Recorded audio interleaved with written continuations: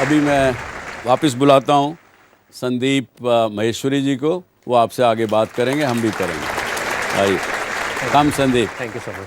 हाँ, अभी मैं यहाँ बैठा हुआ था तो मेरे साथ में आप what's your name? Abhimanyu sir. Abhimanyu ने मेरे से एक बड़ा इंटरेस्टिंग सा एक क्वेश्चन पूछा और स्पॉन्टेनियसली मेरे अंदर से कुछ निकल के आया and I thought it's very relevant for the all of you and like say for all the people who are watching me right now. What did you ask? आपने क्या पूछा था? कि सर जब आपने स्टार्ट किया तो आपको सपोर्ट मिला या? हाँ, और एक आपने पूछा था कि अगर आपको डर नहीं लगता कि आपका आइडिया कोई कॉपी कर लेगा तो क्या होगा? जब आपने शुरू किया था आपको डर नहीं लगा कि अगर आपका बिजनेस आइडिया किसी ने कॉपी कर लिया तो क्या होगा? हाँ। तो मेरे अंदर से स्पॉन्टेनियसली एक आंसर निकल के आया कि मुझे डरने का टाइम ही नहीं मिला। Very good. I was so busy. और ये बिल्कुल सच है, मैंने यही बोला, मतलब अंदर से एकदम से निकल के आया। ही आस्क्ड मी और मैंने कहा टाइम ही नहीं मिला डरने का, मैं क्या करूं? ये सब जो हमारी प्रॉब्लम्स हैं, whether it's related to fear और सक्सेस और ये और वो, ये सारी चीज़ें, इन सब चीज़ों का जवाब आज से हज़ारों साल पहले भगवत गीता के अंदर एक लाइन में क्लियर तरीके से बताया हुआ है। प्रॉब्लम क्या है कि हमको वो लाइन समझ नहीं आ रही। मुझे भी समझ नहीं आई थी जब मैंने पहली बार सुनी थी। वो लाइन क्या है आप सबको पता होगा कि कर्म किए जा, फल की इच्छा मत कर। जब मैंने पहली बार माँ फलेशु कदाचन।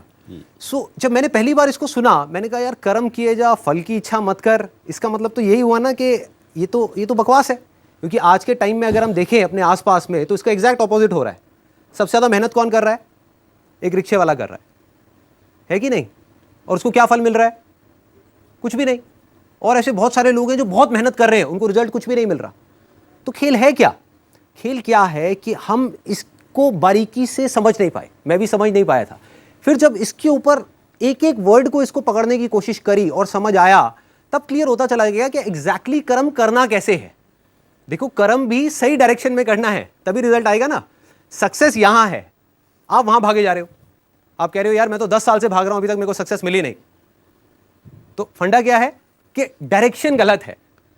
कर्म गलत डायरेक्शन में हो रहे हैं। अगर कर्म सही डायरेक्शन में हो जाए तो प्रॉब्लम सॉल्व। अब देखिए क्या है ये, कितना आसान है कि हमारे सारे डर खत्म हो जाएंगे और पूरी तरह से खत्म हो जाएंगे। सक्सेस जो चाहिए, जितना चाहिए वो हमको मिल जाएगा। इसका मतलब कुछ लोग क्या निकालते हैं कि कर्म किए जा फल की इच्छा मत कर, इसका मतलब कि फल नहीं मिलेगा, जबकि ये नहीं है। भगवत गीता में जब भगवान श्री कृष्ण उनको अर्जुन को बोल रहे हैं तो वो किस लिए बोल रहे हैं? लड़ाई को हारने के लिए, लड़ाई को जीतने के लिए? लड़ाई को जीतने के लिए। वो भी एक इतना बड़ा युद्ध, उसको जीतने के लिए बोला गया है, ना कि हारने के लिए। तो अब देखिए किस तरीके से काम करता है। सबसे पहले देखते हैं कर्म क्या है। कर्म 3 लेवल पे होते हैं। एक है जो हम अपनी बॉडी से करते हैं, जो हम समझते हैं कर्म का मतलब कि जिसको हम मेहनत बोलते हैं। वो कर्म इंपॉर्टेंट है ही नहीं, मैटर ही नहीं करता। मतलब अगर उसकी इंपॉर्टेंस वाइज अगर आप मुझसे पूछो out of a scale of 100, मैं कहूँगा 1% है उसकी इंपॉर्टेंस। क्या बॉडी से क्या कर रहे हो वो मैटर नहीं करता। फॉर एग्जाम्पल, 2 लोग हैं, 2 लोग एक ही काम कर रहे हैं, एक जैसा काम कर रहे हैं बॉडी से, दोनों ही एक आदमी को मार रहे हैं। एक मार रहा है अपने फायदे के लिए, दूसरा मार रहा है किसी और को बचाने के लिए।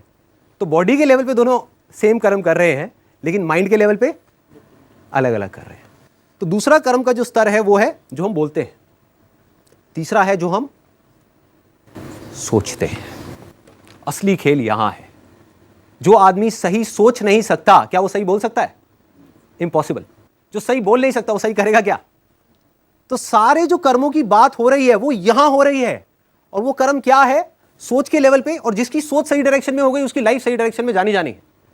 उसको तो फल मिलना ही मिलना है। फल के बारे में जो मांग रहा है, सपोजिंगली हाथ ऐसे करके बैठे रहो कि हे भगवान मुझे फल दे दो, मुझे ये चाहिए, मुझे नंबर चाहिए, मुझे ये चाहिए, मुझे बिजनेस में पैसा चाहिए, मुझे जॉब में प्रमोशन चाहिए, सब कुछ मांगते रहो और कर्म सही डायरेक्शन में करो नहीं तो क्या होगा? वो मिलेगा ही नहीं कभी भी। दूसरी तरफ से कुछ मत मांगो, लेकिन कर्म सही डायरेक्शन में करते चले जाओ तो उतना मिलेगा जितना हम सब में से कोई सपने में भी नहीं सोच सकता।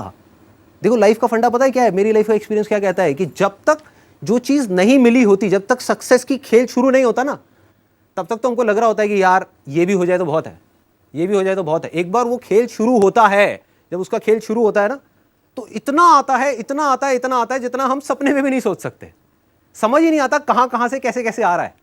बस कर्म सही डायरेक्शन में होने चाहिए। अब वो सही डायरेक्शन में कैसे होंगे? अगर मैं बुद्धि की स्तर की बात करूं, जो उसमें महाभारत में समझाया गया है, 2 जगह है जहां पे आप अपने माइंड को लगा सकते हो। अपनी बुद्धि को हम 2 जगह पे लगा सकते हैं। सारा खेल माइंड का है। सबसे पहले तो ये हाथ पैरों के कर्मों से ऊपर उठना है हमको। कि हाथ पैरों से आप कुछ भी करते रहो, रियल लाइफ में उठा करके देख लो, वो मैटर नहीं करता। जो बोलते हो वो उससे ज्यादा मैटर करता है, लेकिन वो भी इतना मैटर नहीं करता। कोई आदमी बोलता तो बहुत बड़ी बड़ी बातें, जब करने की बारी आती है कुछ भी नहीं करता। ये अंदर कुछ और सोच रहा है, बोल कुछ और रहा है। जब ये तीनों चीजें सिंक हो जाती है कि जो आप सोच रहे हो वैसा ही आप बोल रहे हो और वही आप कर रहे हो, तब मिरेकल्स होना शुरू हो जाते हैं, तब कुछ एक्स्ट्रा ऑर्डिनरी होता है, तब हिस्ट्री क्रिएट होती है, तब वो चीज होती है जिसके लिए सक्सेस बहुत छोटा वर्ड है। सक्सेस से कुछ बहुत बड़ा हो जाता है जो हमने सपने में भी नहीं सोचा होता। तो अब खेल क्या है? बुद्धि को, अपने माइंड को हम दो जगह लगा सकते हैं। एक है फल के ऊपर, जिसके बारे में कहा गया है कि फल की इच्छा मत करो। दूसरा है कर्म के ऊपर। अब कर्म कैसे? बुद्धि के स्तर पे सोचना, बुद्धि के स्तर पे ग्रो करना। अगर पूरी भगवत गीता का आप सार देखो, उसमें क्या बात हो रही है? दो चीजों की बात हो रही है, ज्ञान और अज्ञान। गोइंग फ्रॉम इग्नोरेंस, इसको बोलते हैं knowledge and ignorance, going from ignorance to knowledge. तो सारा फोकस कहां डालना है? अगर आप मेरी लाइफ की बात करो, मेरा सारा फोकस कहां रहता है? 24 घंटे, चाहे इस मूवमेंट में हो, चाहे मैं ऑफिस में हूं, चाहे घर पे हूं, चाहे कहीं पर भी हूं, 24 घंटे। मैंने कहा ना, मेरे पास डरने का टाइम नहीं है, मेरे पास सोचने का, उल्टी सीधी चीजों के बारे में नेगेटिव सोचने का टाइम नहीं है। क्यों नहीं है? तो वो एग्जैक्टली मैं बिजी कहां पर हूं? बिजी हूं कि हर मूवमेंट में ये देखने में कि इस मूवमेंट में मैं क्या सीख सकता हूं, अपने ज्ञान को कैसे बढ़ा सकता हूं, अपनी नॉलेज को कैसे बढ़ा सकता हूं, अपने एक्सपीरियंस को कैसे बढ़ा सकता हूं। सिर्फ यहीं पे है, मतलब कि लर्निंग पे है, अर्निंग पे नहीं है। संदीप, कहीं क्या आपको ऐसा लगता है क्या, जो आपने बात कही कि कर्म और फल की, और नोइंग एंड नॉलेज और इग्नोरेंस, कहीं पे ऐसा नहीं लगता हमको और आप लोगों को भी बताइएगा कि कहीं पे हम लोग गीता के ज्ञान से हट गए एब्सोल्युटली, और कहीं पर हमारे अंदर डर डालना शुरू कर दिया गया? क्योंकि डर डालना शुरू कर दिया गया ताकि हम उन गुरु, महात्माओं, पंडितों के पास जाना शुरू करें। क्या है वर्ड में, जब डर होता है तो आदमी रिलीजन की तरफ भागता है। ये डर की जड़, वापस जब हम आते हैं, आज का टॉपिक हमारा डर का है, तो डर कहाँ से होता है? ये इन चीज़ों से भी होता है। Absolutely. अभी we have a caller, let's listen what they have to say. Sunil Rao Nagpur से, बोला साहेब, काय म्हणता साहेब? सर मी म्हणतोय की जब सर आपको सुनता हूँ, जब आप बोलते हैं तो आपके बोलने में, आपके एक्टिविटी में एक कॉन्फिडेंस दिखता है सर। वो जो कॉन्फिडेंस है सर आप में, तो ऐसा लगता है कि अगर आपको 0 लेवल पे भी आपको अगर खड़ा कर दिया, तो ऐसा लगता है कि आप उसमें से भी कुछ एक नया सबको मोटिवेशन देके कुछ अलग कर सकते हैं सर।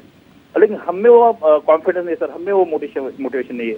हालांकि मैं भी एक जॉब कर रहा हूँ, I am government servant, but जबकि मैं अपनी जिंदगी में कुछ डिसीजन लेना चाहता हूँ सर, मेरे को कॉन्फिडेंस नहीं आता, या मैं कुछ करना भी चाहता हूँ तो कर नहीं पा सकता सर। तो ये कॉन्फिडेंस कैसे लाया जाए सर, जैसा आप में पाया जाता है? देखिए राव साहब, ये कॉन्फिडेंस कैसे आता है?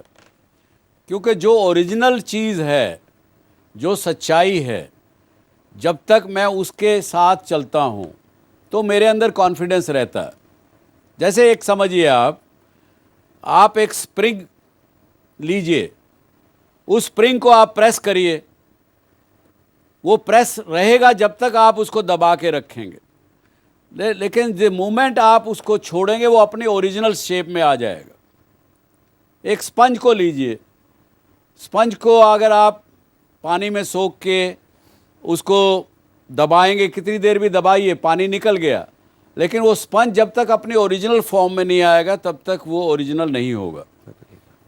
तो मैं ये कहता हूँ कि आप अपने आप को पहचानें, अपने टैलेंट को, अंदर को पहचानें, उसको पहचान के अपना एक्ट करें, तो आप में कॉन्फिडेंस भी आ जाएगा और आप कामयाब भी हो सकते हैं।